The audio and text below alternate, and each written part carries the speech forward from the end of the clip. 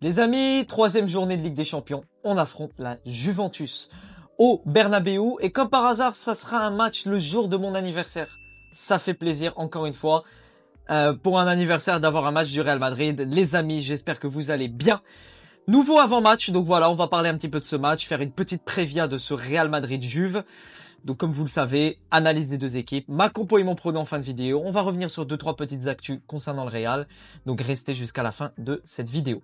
Alors, on va commencer par les actus. Endrick qui devrait partir en prêt en janvier 2026, selon Fabrizio. C'est totalement normal les amis. Voilà, on va pas se mentir. Endrick qui n'a aucune minute sous les pieds depuis le début de cette saison sous Xabi Alonso. Il doit progresser, il doit avoir des minutes, sachant qu'il y aura une Coupe du Monde et qu'il a envie de progresser. Il devra partir en prêt dès cet hiver et je pense que c'est la meilleure chose à faire pour lui, pour engranger des minutes, de l'expérience et ne pas régresser. Donc franchement, apparemment il devrait partir à l'Olympique de Marseille, de toute façon Marseille ou un autre club, il doit partir cet hiver pour prendre des minutes. Kylian Mbappé est à un petit but les amis d'atteindre la barre des 60 buts avec le Real Madrid, ça c'est fou. Sachant qu'il est également à 5 buts de ses 400 buts officiels en carrière. Quel joueur, on sous-estime statistiquement ce joueur, c'est fou la régularité qu'il a. J'ai pratiquement jamais vu ça actuellement, à part Messi, Ronaldo, Lewandowski, Haaland actuellement, mais vraiment, pour tenir une telle dynamique, il faut vraiment être très très fort, mentalement et physiquement, donc bravo à lui, parce que franchement, atteindre ce nombre de statistiques, c'est très fort. Xabi Alonso, alors on le sait, ce sera une semaine décisive, le Classico, la Juve. Et apparemment, Alonso et son staff ont bien compris cela. Ils ressentent l'obligation de prouver aux gens que leur projet est digne de confiance et surtout qu'on peut se relancer, qu'on peut commencer à instaurer une sorte de dynamique positive pour la suite de la saison en battant la Juve et surtout en gagnant le Classico. Il faut vraiment ne pas se louper cette semaine parce que ça sera une semaine décisive. Alexander-Arnold devrait être de retour face à Liverpool et devrait donc jouer comme par hasard contre son ancien club, mais il ne devrait pas être de retour pour le match de demain, ni le Classico. Alors Courtois également sera prêt à 100% pour le Classico. David Alaba est indisponible. Il a subi une élongation au mollet. Il passera des examens médicaux. Alors, Arda Güler, j'aimerais en parler les amis, qui est la pièce angulaire du Real Madrid actuellement. Pièce angulaire. Il devrait être titulaire contre la Juve et le Barça, donc on va tenir compte de cette information pour la compo en fin de vidéo. Mais statistiquement les amis, c'est le joueur avec le plus de goal assist en termes de milieu de terrain en Liga, de passes clés, d'XG, de X-assist, donc d'occasions créées, de buts, de tirs cadrés, de ballons touchés dans la surface, c'est un métronome. Et surtout son duo avec Kylian Mbappé fonctionne à merveille. Quand Mbappé brille, Arda brille. Quand Arda brille, Mbappé brille. Ce duo est connecté. Et c'est le point le plus positif individuellement et collectivement depuis le début de cette saison. J'espère qu'ils continueront ainsi et qu'ils brilleront demain et au Classico. Alors, le classement. On verra par la suite dans la vidéo. Bon, ce classement est un petit peu erroné avec la journée de Ligue des Champions de ce soir. Le Real Madrid, normalement, est retombé à la 8e place, tandis que la Juve a retrouvé une 24e place. Donc, ils devront retrouver ces places. Les deux équipes ont la pression pour aller chercher des points. Le Real Madrid doit retrouver le top 4 après cette 8e place et les victoires des autres équipes. Et la Juve doit remonter impérativement s'ils veulent pas couler. Concernant l'état de forme des deux équipes, le Real Madrid est sur 3 victoires consécutives. Bon, Almaty, Villarreal et Getafe. Attention, ce sont 3 petits matchs. Là, on verra les gros, la Juve, le Barça. C'est là où on verra s'il y a du changement par rapport à ce match face à l'Atlético qui s'était fini sur un score de 5-2 défaites. Concernant la Juve, état de forme catastrophique les amis. Défaite face à Com méritée et un enchaînement de matchs nuls.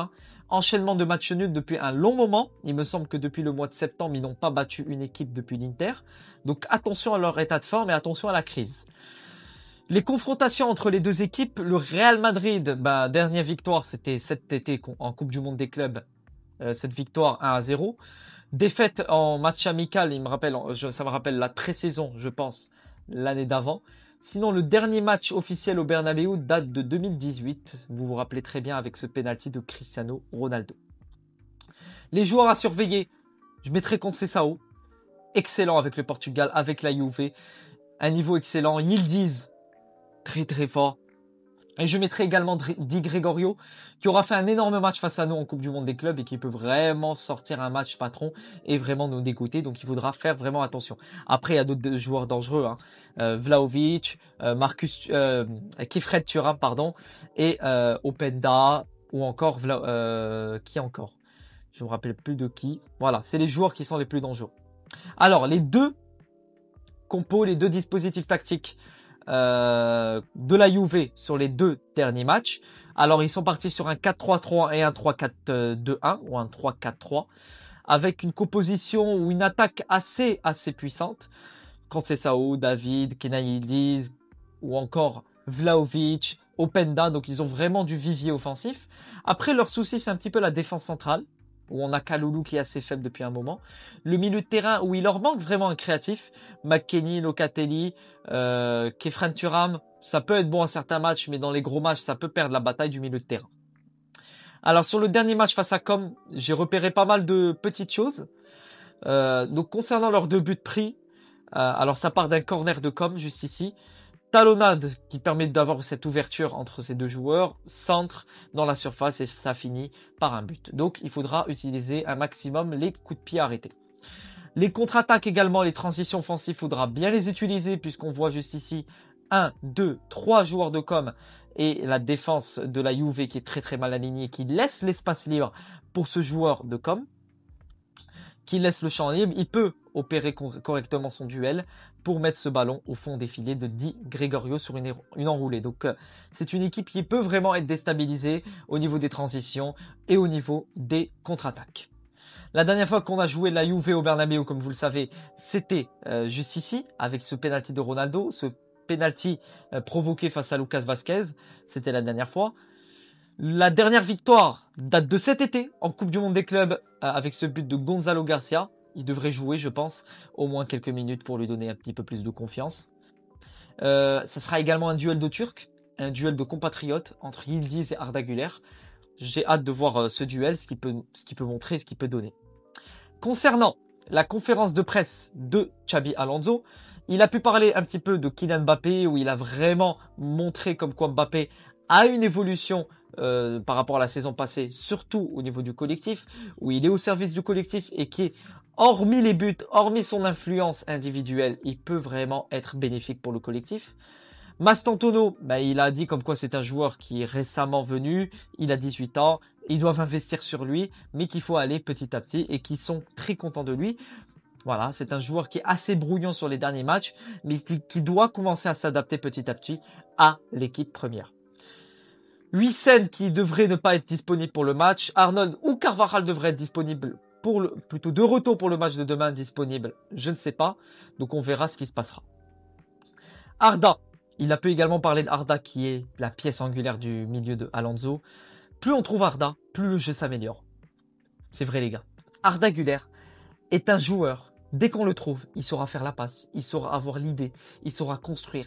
C'est le joueur par lequel tout passe, par lequel les grosses occasions passent. Et si Arda brille, le Real Madrid peut briller. Après, face à l'Atlético, on a vraiment eu un Arda très bon, mais derrière, on a eu un Real qui a totalement sombré.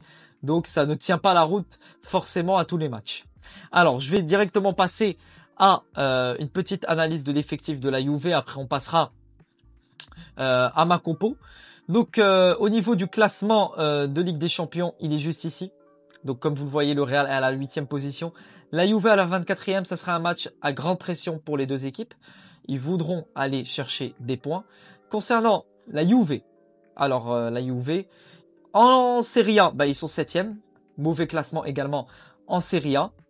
Concernant leur effectif, alors sous Igor Tudor, ils ont un effectif offensivement bien garni, mais au milieu de terrain et défensivement, comme je vous l'ai dit, ça manque de vivier, de créativité, de solidité, que ce soit au milieu ou en défense, ce qui fait qu'ils enchaînent les mauvais résultats, comme vous voyez, enchaînement de défaites ou de matchs nuls et aucune victoire depuis le 13 septembre.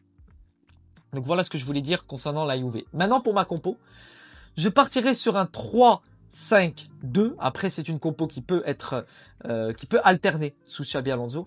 Je partirai sur Vinicius, Mbappé en attaque.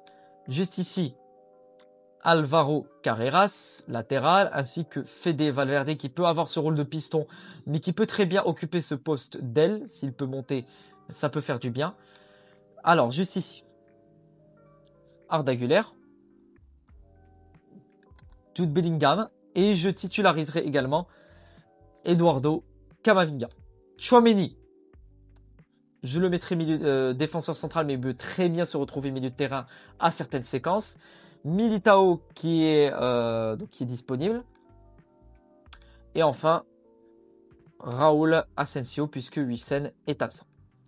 Et enfin, pour le gardien de but, Thibaut Courtois.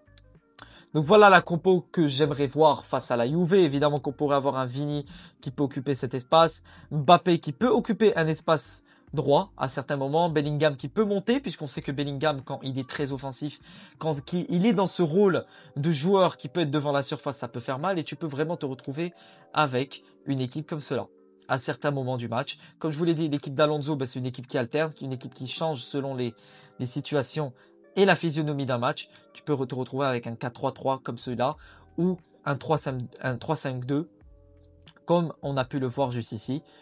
Donc ça peut alterner à certains moments du match. Donc maintenant les amis, on va passer directement à mon pronostic. Attendez une seconde. Hop là. Pour moi ça va être un match à but, à enjeu, puisque les deux équipes devront gagner. Les deux équipes veulent gagner, mais évidemment, il y aura un seul vainqueur. Je partirai sur une victoire 4-2 du Real Madrid. Pour moi, ce Real Madrid peut le faire offensivement, peut aller chercher des buts, surtout face à un milieu ou une défense qui sont assez faibles. Voilà. La bataille du milieu de terrain se fera ressentir. Après, je vois quand même l'attaque de la Juve répondre présente et inscrire quand même 2 petits buts. Donc voilà les amis, pour mon avant-match. J'espère qu'il vous aura plu. C'était la deuxième vidéo de la journée les amis. Je suis assez fatigué avec les cours et les vidéos. Donc un maximum de pouces bleus, de likes, de commentaires et d'abonnements pour me soutenir. Demain, on fera le débrief de ce Real Juve. Ça sera mon anniversaire, donc ça fait vraiment plaisir. Prenez soin de vous. À la Madrid, in Adamas et à bientôt pour de nouvelles aventures. Ciao les gars.